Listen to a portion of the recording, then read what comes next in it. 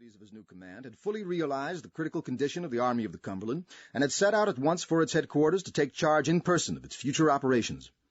On his way to the front, he had telegraphed General Thomas from Louisville to hold Chattanooga at all hazards, to which that intrepid soldier made the famous reply, "I will hold the town till we starve." General Grant had started, the day before the incident I have described, from Bridgeport, a place 30 miles below Chattanooga, where the Nashville and Chattanooga Railroad crosses the Tennessee River, and had ridden by way of Walden's Ridge, the only route left open by which communication could be had with the beleaguered town.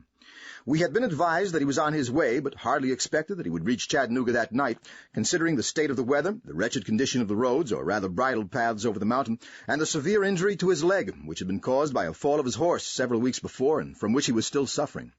When he arrived, he had to be lifted from his saddle and was evidently experiencing much pain, as his horse had slipped in coming down the mountain and had further injured the lame leg.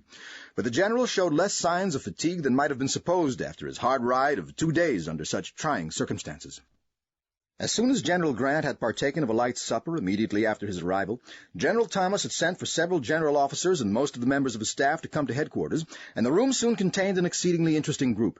A member of General Thomas's staff quietly called that officer's attention to the fact that the distinguished guest's clothes were pretty wet, and his boots were thoroughly soaked with rain after his long ride through the storm, and intimated that colds were usually no respecters of persons.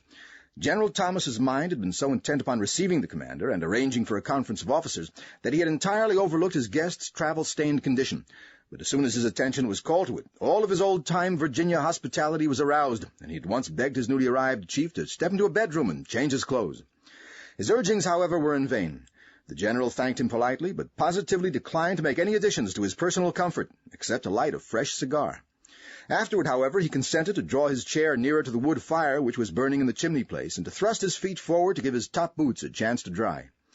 The extent of his indulgence and personal comfort in the field did not seem to be much greater than that of bluff old Marshal Suvorov, who, when he wished to give himself over to an excess of luxury, used to go so far as to take off one spur before going to bed.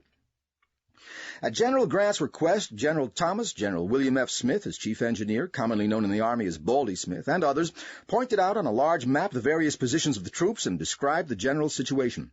General Grant sat for some time as immovable as a rock and as silent as the Sphinx, but listened attentively to all that was said.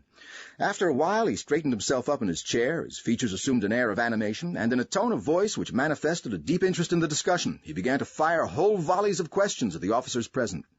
So intelligent were his inquiries and so pertinent his suggestions that he made a profound impression upon everyone by the quickness of his perception and the knowledge which he had already acquired regarding important details of the Army's condition.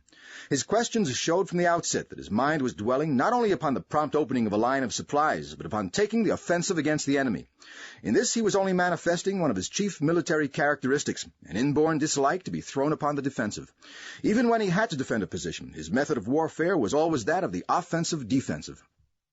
After talking over a plan for communicating with our base of supplies, or as he called it in his conversation, opening up the cracker line, an operation which already had been projected and for which preliminary steps had been taken, he turned to me as Chief of Ordnance of the Army of the Cumberland and asked, "How much ammunition is there on hand?"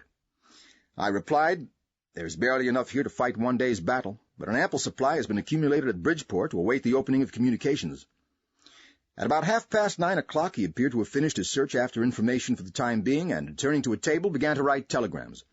Communication by wire had been kept open during all the siege. His first dispatch was to General Halleck, the General-in-Chief at Washington, and read, "Have just arrived. I will write tomorrow. Please approve order placing Sherman in command of Department of the Tennessee, with headquarters in the field." He had scarcely begun to exercise the authority conferred upon him by his new promotion when his mind turned to securing advancement for Sherman, who had been his second in command in the Army of the Tennessee. It was more than an hour later when he retired to bed in an adjoining room to get a much-needed rest. As he arose and walked across the floor, his lameness was very perceptible. Before the company departed, he had made an appointment with Generals Thomas and Smith and several staff officers to accompany him the next day to make a personal inspection of the lines. Early on the morning of the 24th, the party set out from headquarters, and most of the day was spent in examining our lines and obtaining a view of the enemy's position.